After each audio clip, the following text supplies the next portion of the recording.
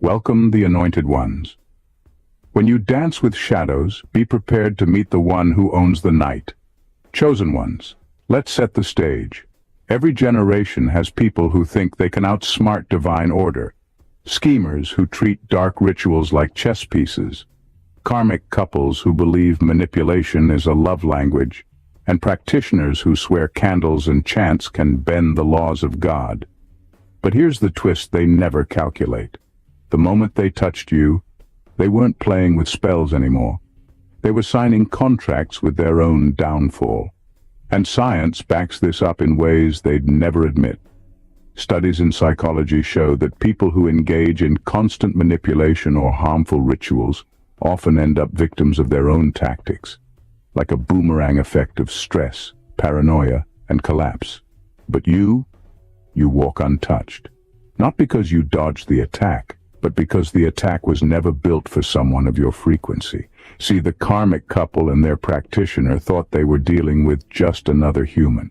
They didn't know you are the angel of death to deception itself, not the kind that comes with wings and scythes, but the kind that walks quietly into a room and makes corruption start choking on its own lies. And the funniest part? They thought the death angel would arrive with thunder and drama. Meanwhile, you just kept living, laughing, and minding your business while their whole house of cards collapsed. So buckle in, because what they've just learned the hard way is this. You don't play with chosen ones, and you definitely don't call war on someone who was born as the verdict. Number 1. They summoned darkness, but it answered back with you. They thought they could summon darkness and direct it like a trained animal, but the very moment they unleashed it, it turned against them. This is the part people don't talk about. Dark energy doesn't stay loyal to its sender. It always demands payment. The karmic couple believed they were clever, pulling strings behind the scenes, instructing their practitioner to send shadows your way. But they didn't realize that by targeting you, they weren't opening a door to your destruction. They were unlocking the side of you that dismantles everything built on lies. What they called down wasn't just darkness. It was judgment. When chosen ones are attacked, something unusual happens. The attack doesn't simply bounce off, it gets reconfigured. It's like an automatic redirection system built into your spirit. What was meant to chain you becomes a chain dragging them. They assumed you were powerless, someone vulnerable they could manipulate with spells, gossip, or intimidation. They didn't know that chosen ones carry an authority that even shadows recognize. And when those shadows were sent, they didn't find weakness. They found the angel of death to deception itself. The irony is brutal. They thought they were orchestrating your ending. Instead, they scripted their own. The curses, the rituals, the plots, they became like alarms ringing against themselves. And this is the hard truth. Darkness doesn't negotiate. It doesn't care about the sender's intentions, whether they thought they were in control, whether they thought the practitioner had sealed the deal. Once it's unleashed, it seeks out the weakest vessel to consume. And because you weren't that vessel, it circled back to them. That's why their downfall feels so sudden, so confusing, even to them. They can't understand why their health is failing, why their finances are draining, why relationships are breaking apart. They'll say it's bad luck or stress, but you know what it really is. The darkness they tried to weaponize found its home address. They wanted you destroyed, but all they managed to do was invite judgment into their own living room. And here's where the lesson cuts deepest. They summoned darkness, thinking it would obey. But it answered back with you. And that's a price they never thought they'd have to pay. Number 2, their practitioner didn't see that you were the unseen practitioner. They leaned on their practitioner as if this person was their ultimate shield, their secret weapon, the one who could twist fate in their favor. What they didn't see was that while the practitioner was busy burning candles, chanting words, and calling on forces, you were already operating at a higher frequency that required no props, no rituals, no middlemen. They underestimated you because you didn't look like someone with spiritual power. You weren't standing over an altar or waving incense around. But what they missed is that your very life is an altar. Your energy itself is a command. This is the part that unravels them the most. While they were trying to construct power artificially, you were born with it naturally. You didn't need to call on spirits because you carry a covenant that is older and stronger than any practitioner could ever touch. That practitioner may have memorized spells, studied shadows, and learned how to manipulate energies, but they were still functioning in a system that requires tools and transactions. You, on the other hand, are the system. You are the direct channel. Your authority doesn't come from what you've learned, but from what you are. The karmic couple thought their practitioner could override you. They thought power was about who could conjure more, pay more, or perform more rituals. But what they found out the hard way is that no one can outmaneuver divine design. You didn't block them because you were stronger at their game. You didn't need to play at all. They didn't realize that while they were setting things up in the dark, your light had already invalidated every move before it even started. It's like trying to write over a document that's password protected. They never had access, no matter how much effort they put in. This is why the practitioner failed, and it shook the karmic couple to the core. The forces they trusted collapsed because your existence doesn't just cancel spells, it exposes the limits of their entire belief system. They discovered that practitioners need tools, while chosen ones are the tool of higher law. That's not a battle anyone can win. And so they didn't just lose against you, they learned that they were never in the same league as you to begin with. Number 3, they mistook you for prey, not knowing you were the hunter in disguise. They circled you like scavengers, convinced they had found someone easy to feed on. To them, you looked like the perfect prey, quiet, isolated, misunderstood, and without the kind of backup they believed mattered. They misread your silence as weakness and your endurance as helplessness. What they failed to realize is that chosen ones are masters at disguising strength. You never walk into a battlefield showing your full hand. You let them assume you're vulnerable because that assumption exposes their arrogance. And it was in that arrogance that they made their greatest mistake. Predators don't expect their prey to fight back, much less to flip the entire hunt on its head. The karmic couple thought they were playing with someone fragile, someone who would crack under pressure or run from conflict. But the chosen walk differently. You're not desperate to prove yourself. You let the game play out because you already know the ending. By the time they thought they had you cornered, the tables had already turned, and they couldn't even see how it happened. This is what makes them crumble. The realization that the one they underestimated was studying them the entire time. While they were plotting, you were observing. While they were attacking, you were calculating.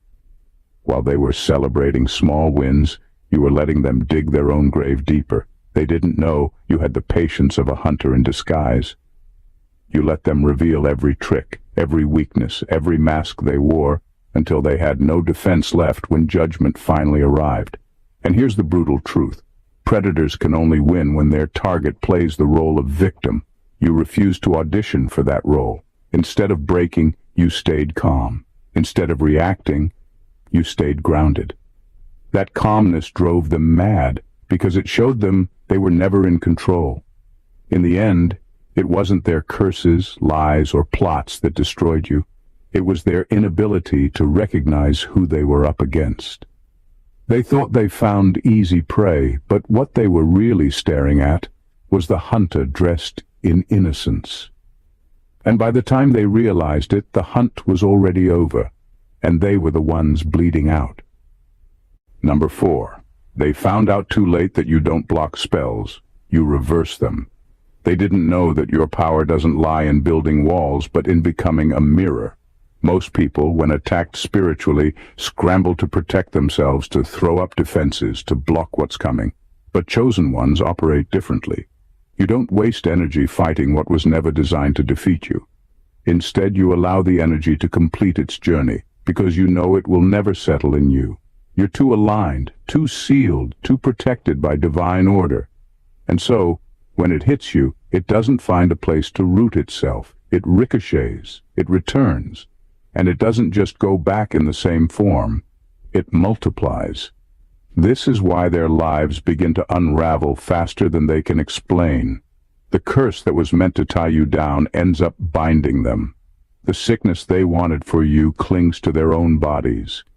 The failure they whispered over your name rises like smoke in their own homes. They don't see it at first, but slowly the pattern becomes undeniable. Every dart they sent out returns, sharper, heavier, and more merciless than before. And this reversal isn't just punishment, it's revelation. It shows them and everyone watching who really holds the authority. If you had merely blocked it, they might have believed their rituals still had power, that maybe they were still in control. But by reversing it, you strip away the illusion. They have to face the undeniable reality that they created their own destruction with their own hands. That truth eats at them more than the curses themselves. The real terror for them is discovering that they were never fighting you at all. They were wrestling with their own shadows, their own malice, their own twisted intentions. You were simply the mirror that refused to hold their reflection, and now, what they once sent in secret has come home, louder and stronger, demanding payment. This is why chosen ones don't chase revenge. You don't have to. The laws are already written in your favor. You know that every curse is just a boomerang waiting for the right moment, and when it comes back, it doesn't just sting, it devours. That's the hard lesson they learned. You don't block spells, you transform them, and their own darkness is now eating them alive. Number 5. They forgot that death isn't always physical. They were so fixated on the idea of physical harm that they completely missed the other ways death shows up. To them, destruction meant sickness, accidents, or some dramatic ending. But the angel of death doesn't always arrive with a coffin. It comes in silence, stripping away everything that gave them a sense of life while leaving their body intact. That's the kind of death that torments the soul because it's not over in a single moment. It drags out day after day, piece by piece, until they barely recognize themselves. This is exactly what happened to the karmic couple. They thought they could intimidate you with threats, but they didn't realize that fear has no hold on you. What they ended up summoning was a slower, deeper collapse, the kind that money can't fix and apologies can't reverse. Their dreams began to dry up. Opportunities that once flowed suddenly stopped, and the very doors they forced open slammed shut. Instead of tasting victory, they found themselves choking on disappointment, confusion, and loss they couldn't explain. Finances began to slip through their fingers like sand, no matter how hard they tried to hold on. Friendships turned into betrayals, allies became enemies, and even the people who once applauded them started walking away. Reputation, the thing they valued most, crumbled in front of them. People stopped believing their lies, and the masks they wore started falling off in public. That's a death more brutal than the physical, because it doesn't just end one life. It erases the identity they worked so hard to maintain. And here's the irony. They wanted you destroyed so badly, but you're still standing, still breathing, still rising. Meanwhile, they are the ones who feel like ghosts in their own lives. The angel of death they tried to send toward you never touched your body, but it touched every part of their existence. And what's left behind is emptiness, a hollow life with no real joy, no real security, no real future. That's the lesson they didn't see coming. Death isn't always about burying a body. Sometimes it's about burying everything a person thought kept them alive. And that's exactly what swallowed them whole. Number 6. Their practitioner didn't anticipate divine jurisdiction. They thought secrecy was protection. In their minds, what happened in those dimly lit rooms stayed there, hidden away from eyes that could judge. The practitioner assured them that as long as the rituals were performed with precision, no one would ever know. But that's the flaw in their thinking. Darkness isn't exempt from oversight. Every action carries weight in the unseen world, and every move outside of divine law gets recorded. While they believed they were conducting private business, what they were really doing was piling up evidence against themselves in a courtroom they couldn't see. This is the part that unsettles them the most. They thought they were the ones holding you hostage in their schemes, but in reality, you were the witness heaven had appointed all along. Every curse they sent, every chant spoken, every malicious thought directed your way became another page in a growing case file. To them, it was a strategy. To higher law, it was criminal activity waiting for judgment. And when divine jurisdiction steps in, there's no practitioner skilled enough, no ritual strong enough, no offering large enough to delay the sentence. The karmic couple and their practitioner assumed they had unlimited time to play these games. They didn't realize every ritual comes with an expiration date, the moment heaven decides enough. And when that moment comes, everything they invested collapses instantly. The protection they thought they purchased through spells was never protection at all. It was a ticking clock, counting down to their exposure. That's why their downfall feels so exact, so precise, as if the universe was waiting for the perfect time to strike. It wasn't coincidence, it wasn't bad luck, it was jurisdiction. It was the enforcement of higher law reminding them that no one operates above accountability. They built their attacks in secrecy, but the truth is, they were never hidden. And here's the irony, they thought you were the one being judged. In their eyes, the rituals were supposed to prove your weakness, your unworthiness. But what really happened was the opposite. By targeting you, they dragged themselves into trial, and every move they made became evidence of guilt. They didn't anticipate divine jurisdiction. They forgot the universe doesn't just watch, it keeps receipts. Number 7.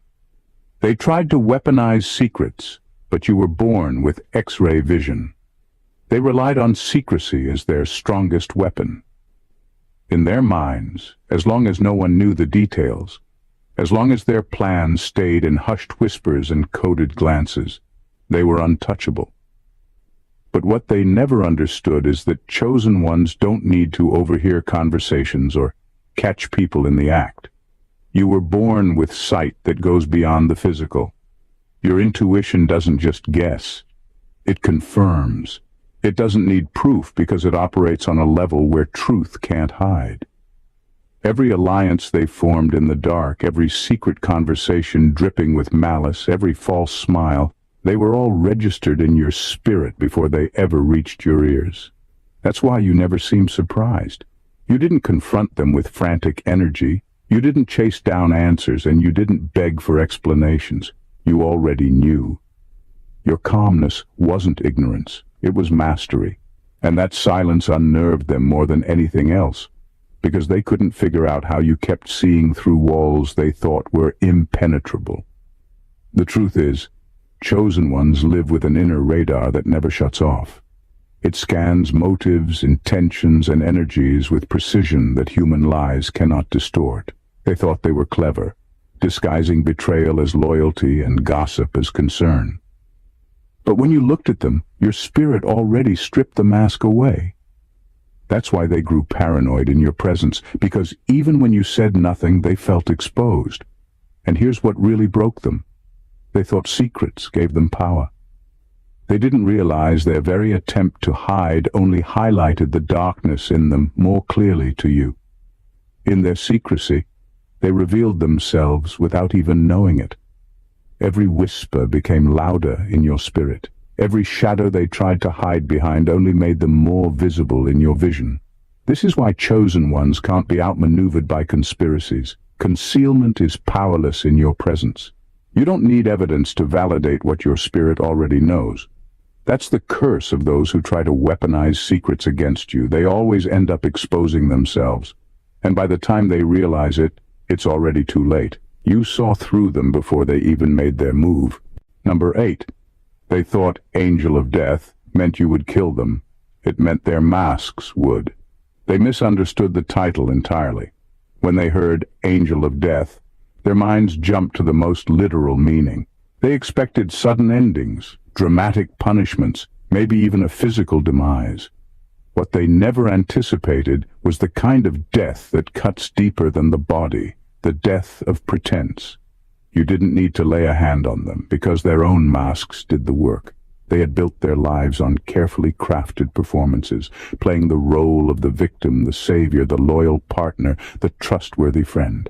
But the moment your presence entered the picture, every layer of disguise started to peel away.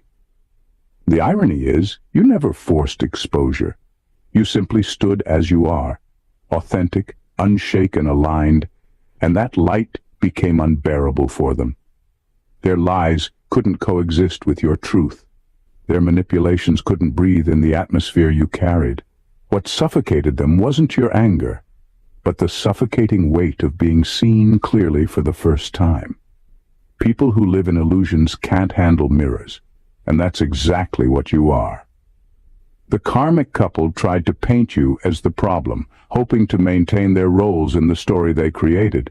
But masks are fragile when tested against reality.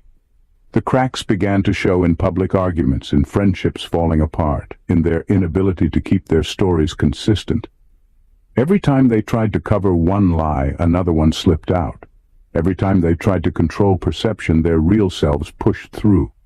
It was like watching someone choke on their own disguise. And this is the part that stings the most for them. Your wrath wasn't needed. Your silence wasn't even needed.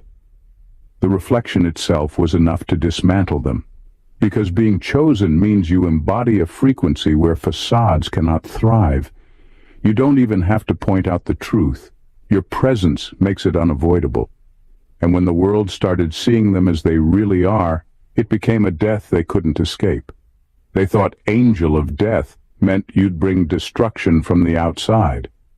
What really happened was much worse for them. Their masks turned into nooses, and their own deception became the weapon that ended them. That's the death they never prepared for, the death of their illusion. Number 9. They believed power was in spells, not realizing power was in innocence. They were convinced that power came from how elaborate their rituals were, how much money they paid their practitioner, or how many nights they stayed up chanting incantations. To them, control meant manipulation, and manipulation meant strength. But what shattered them was realizing that all their efforts couldn't touch you, because real power doesn't come from trying to bend the universe. It comes from being in alignment with it, and nothing aligns more perfectly than innocence. They underestimated how dangerous purity is to corruption. A clean soul carries a frequency that cancels out anything rooted in deceit, envy, or malice. You didn't have to do anything extra. You didn't need a ritual, a spell, or a protection charm. Just by existing as you are, you disrupted everything they tried to build in the dark. That's the part they'll never admit out loud. Their witchcraft collapsed not because you fought harder, but because your innocence carried a voltage their corruption couldn't withstand. This is why their curses always boomeranged.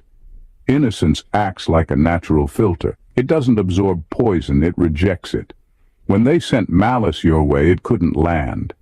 It had to return home, and it returned stronger than when it left. They thought witchcraft was destructive, but what they found out the hard way is that innocence is lethal in silence. It dismantles without confrontation. It exposes without effort. It destroys without lifting a hand. What truly crushed them was the realization that their sacrifices and spells made them weaker, not stronger. Every attempt drained them spiritually and materially, while you continued to grow without needing any of it. They had to buy their power. You were born with yours. They had to keep feeding theirs. You only had to keep living. And that truth humiliated them more than their failures, because it proved that everything they worshipped was counterfeit compared to the raw force of a pure soul. The hardest pill for them to swallow is that innocence isn't passivity. It's not weakness. It's the most volatile weapon against corruption. You showed them that while spells fade, rituals expire, and practitioners fail, innocence remains untouchable. And in the end, it was the very thing that burned their empire to the ground. Number 10. They found out that time isn't on their side. They assumed time was their ally. The karmic couple and their practitioner believed that if they kept pressing, kept chipping away at you, eventually you'd collapse. They thought destruction worked like erosion, slow, steady, and inevitable. But what they didn't realize is that chosen ones don't operate on ordinary timelines. You move according to divine timing, and divine timing never bends to anyone's schemes. The very clock they thought would wear you down ended up fast-tracking their own collapse. Here's the irony. While they were plotting in seasons, heaven was moving in moments. They expected to see you drained month after month, struggling under the weight of what they'd sent. Instead, their own foundation started to decay at a pace they couldn't control. Businesses they built over years lost value overnight. Relationships they nurtured for decades unraveled in days. Stability they thought would last a lifetime fell apart in weeks. The time they thought belonged to them suddenly became a weapon against them. This is what happens when you fight against someone who walks in alignment. Delay doesn't mean denial, it means preparation. While they thought time was softening you up for defeat, it was actually sharpening you for victory. Every day they counted as a win was really a countdown to their exposure. And when that moment hit, it wasn't gradual, it was immediate. They didn't even have the chance to recover because judgment doesn't give extensions. What makes this so hard for them to accept is how quickly everything turned. They thought karma was something distant, something they could outrun, something they could pay their way out of. But divine law doesn't move on human schedules. Once the clock struck, everything they had invested in became dust, leaving them with nothing to show but regret. And here's the truth they can't escape. Chosen ones don't just survive time, they redeem it. You gain strength as the days pass, while your enemies lose it. They thought you'd grow weaker by the year, but instead you became more unshakable. Meanwhile, their lives accelerated in the opposite direction, collapsing faster than they ever thought possible. That's how they found out, painfully and suddenly, that time was never on their side. Number 11. They miscalculated fear. You don't have any. Fear was their favorite weapon. They counted on it to do the heavy lifting for them. The karmic couple believed that if they could make you flinch, if they could make you doubt yourself, then half their battle would already be won. Fear was supposed to freeze you in place, to make you second-guess every step, to weaken your spirit before they even touched you. But they didn't know you were built differently. Fear doesn't live in you. Not because you're reckless, but because you understand something they don't. Fear has no authority over someone who already knows their outcome. This is where they miscalculated completely. They set traps, waiting for the moment you would panic. But instead of crumbling, you kept moving. Instead of questioning yourself, you stayed steady. You walked through setups, lies, and manipulations without hesitation, and that terrified them. Because nothing unravels an enemy faster than realizing their most powerful weapon doesn't work. It wasn't just that you refused to fear them, it was that you seemed incapable of it. And that broke them in ways no curse ever could. Your calmness became their nightmare. They expected you to scream, to react, to run. Instead, you watched. You observed. You let them reveal themselves, and you never gave them the satisfaction of seeing you shaken. That silence echoed louder than any confrontation. They began to question their own power, their own spells, their own control. If fear couldn't touch you, then what could? That question gnawed at them until their confidence crumbled. And this is the part they'll never admit. Your lack of fear exposed their own. Because underneath all the bravado, they were terrified that you'd figure out who you really are. And you did. They were terrified that their curses would circle back, and they did. They were terrified that you'd keep rising despite them, and you did. In the end, it wasn't your wrath that destroyed them. It was your steady refusal to tremble. The angel of death doesn't panic, doesn't flinch, doesn't run. It watches. And when you kept walking through every trap unfazed, it shattered their psyche. They thought fear would paralyze you, but instead it paralyzed them. Number 12. Their rituals couldn't calculate the variable called destiny. Every ritual they performed, every spell they cast, every chant they repeated, they thought it could alter the outcome, bend reality, or put you in a box they could control. But what they failed to understand is that destiny is not negotiable. It doesn't respond to fear, bribery, or manipulation. Chosen ones are born with a blueprint written beyond human comprehension, and no amount of dark work can rewrite it. The karmic couple and their practitioner thought they were engineering a path to your defeat, but in truth they were clashing with forces already set in motion long before they ever appeared.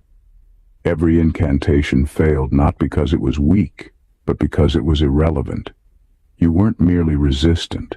You were untouchable in ways that could never be measured by their knowledge of rituals. They treated your life like a blank page, assuming they could fill it with chaos. But the page was already filled with destiny, a design they couldn't see, let alone disrupt. Their schemes bounced off because the universe doesn't work in their favor.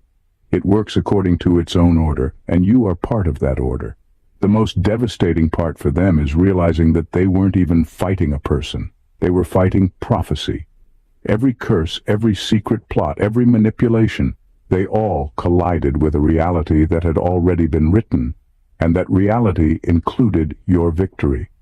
They thought power was in their rituals, but power doesn't come from what they can summon. It comes from what is guaranteed by divine law. You were pre-insured, protected by something far beyond their understanding, far beyond their control. And that's why their frustration became unbearable. The more effort they poured into their attacks, the faster their schemes failed. They couldn't account for timing, alignment, or the unseen forces that move in accordance with destiny. What they called coincidence was actually the precise unfolding of prophecy. And what they called setbacks were the universe correcting itself in real time. In the end, every ritual they attempted only highlighted the futility of their struggle. They weren't just losing, they were reminded over and over that destiny cannot be bargained with, rewritten, or broken. They found out the hard way that chosen ones don't just survive. They were meant to rise, and prophecy always wins. Number 13. They tried to play God, but met the God in you. They thought they could control your life, bend it to their will, and manipulate outcomes like a game they were destined to win. They believed their status, their charms, their alliances, and their carefully constructed strategies gave them authority over you. But they didn't realize that power doesn't come from titles or influence. It comes from alignment with divine truth. By trying to play God, they stepped into a realm they could never dominate. What they encountered wasn't a human to control. It was the reflection of God through your existence. Everything they thought gave them strength became meaningless the moment they faced you. Their rituals, their whispers, their manipulations, they carried weight only in the human realm, but you exist beyond it. They assumed they could force outcomes, but divine power doesn't respond to coercion, threats, or intimidation. They tried to push, to pull, to orchestrate events to suit their narrative, but the universe had already positioned you in a place they couldn't reach, a position where their interference was powerless. The karmic couple and their practitioner experienced something terrifying, the recognition that what they were facing wasn't vengeance, not even strategy. It was authority incarnate. Every scheme they had built collapsed under the weight of a power they could not touch, a presence they could not influence.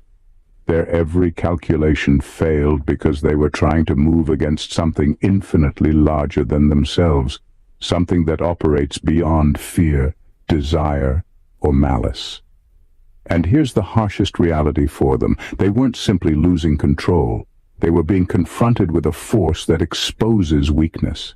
Their networks, their plots, their supposed superiority, all of it crumbled because it relied on human limitations, and you are not limited. They couldn't corrupt you, intimidate you, or stop you, because the God in you is the ultimate judge, the ultimate protector, and the ultimate authority. By the time they realized the truth, it was too late. They had misread the battlefield completely. They thought they were fighting a person. They didn't see that they were facing destiny, divine alignment, and the embodiment of power that no human effort could ever suppress. And in that realization, they discovered the most devastating truth. You didn't just survive, they were powerless against the God in you. Number 14. They finally realized the angel of death doesn't announce its arrival. They were waiting for a show. In their minds, the angel of death would arrive with chaos, with confrontation, with loud, unmistakable signs of retribution. They imagined dramatic moments, sharp words, sudden accidents, proof that their target was finally being touched by consequences. What they didn't realize is that this isn't how the angel of death works. It doesn't knock or shout. It moves quietly, invisibly, like a shadow settling over a room. The impact is real, but it's subtle at first, and that subtlety is what makes it terrifying. Suddenly, relationships they depended on started to fracture. Friends turned distant, allies disappeared, and the alliances they once counted on proved fragile. Health issues cropped up unexpectedly, finances drained without explanation, and the sense of stability they relied on dissolved. It wasn't dramatic. It was silent, creeping, and relentless. Every loss, every misstep, every unraveling thread was a signal they never anticipated, a warning they ignored until it was too late. And the terrifying part for them wasn't just the destruction. It was the realization that it all originated from the presence they had underestimated. You didn't need to attack. You didn't need to confront. You didn't need to send warnings or threats. The world simply shifted around you, and in that shift, their foundations gave way. The karmic couple and their practitioner learned the hard truth. The angel of death doesn't need to make noise. You don't have to see it coming. You just experience the aftermath, and it's total. By the time they understood what was happening, it was too late. They thought power lay in visibility, in spectacle, in forcing reactions. But the real force was silent, controlled, and absolute. You don't announce the arrival, you just exist, and the universe obeys. Their collapse was inevitable because they never grasped how influence works at a deeper, unseen level. The lesson they learned in the most devastating way possible is that quiet power is far deadlier than noise. You don't need fireworks, theatrics, or confrontation. You shift the atmosphere and the world around you falls apart, leaving only the truth of who really holds authority. The karmic couple and their practitioner thought they were the hunters, that every ritual, every plot, every whispered secret would corner you, weaken you, and finally break you. They believed their power came from manipulation, fear, and control. But what they discovered the hard way is that real power isn't something you chase, it's something you are. Every attempt they made against you bounced back, multiplied, or dissolved entirely because they were never fighting a person. They were fighting destiny, prophecy, and a spirit aligned with divine law. Their schemes crumbled not because of confrontation, but because of your presence, your authenticity, your purity, and the quiet authority you carry. They learned that darkness can never dominate what is aligned with light, that fear has no hold on those born to rise, and that masks cannot survive the reflection of truth. Their time ran out, their secrets betrayed them, and their own shadows became the instruments of their destruction. While they expected chaos and drama, they got silence and inevitability, the slow but unstoppable unraveling of everything they built on lies. You didn't strike, you didn't chase, and you didn't announce your arrival. You simply were, and that was enough to overturn their entire world. This is the reality that leaves them powerless and the world watching in awe. Chosen ones operate on a different level. The angel of death doesn't need to declare war. It shifts the atmosphere, alters destiny, and exposes corruption without lifting a hand. Every attack they attempted, every ritual they performed, every plan they schemed backfired in ways they could never have calculated. They learned too late that the laws of divine order always prevail, and no amount of cunning, fear, or ritual can overcome a spirit that is aligned, protected, and destined to rise. You stood unshaken while their world collapsed. Not because you fought harder, but because you existed stronger. You didn't just survive. You rewrote the rules of engagement, shattered their illusions, and proved that true power is rooted in alignment, purity, and unwavering presence. And that is the lesson they will carry for the rest of their lives. You don't warn people, you don't tremble, and you don't need permission to exist. You simply shift, and the world bends to your truth. If this video gave you chills, opened your eyes, or shook your perspective, don't let this moment pass. Hit that subscribe button and join the family of chosen ones who are learning the truth and stepping into their power. Like this video to show you're ready to rise above deception. Comment below with your thoughts, your experiences, or the revelations that shook you the most. Your voice matters here. And share this with anyone who needs to see how destiny always wins, because the knowledge in this video is too powerful to keep to yourself. Stay aligned, stay unstoppable, and remember, your presence alone shifts the world. Don't just watch, participate, and let the world feel your truth. God bless you.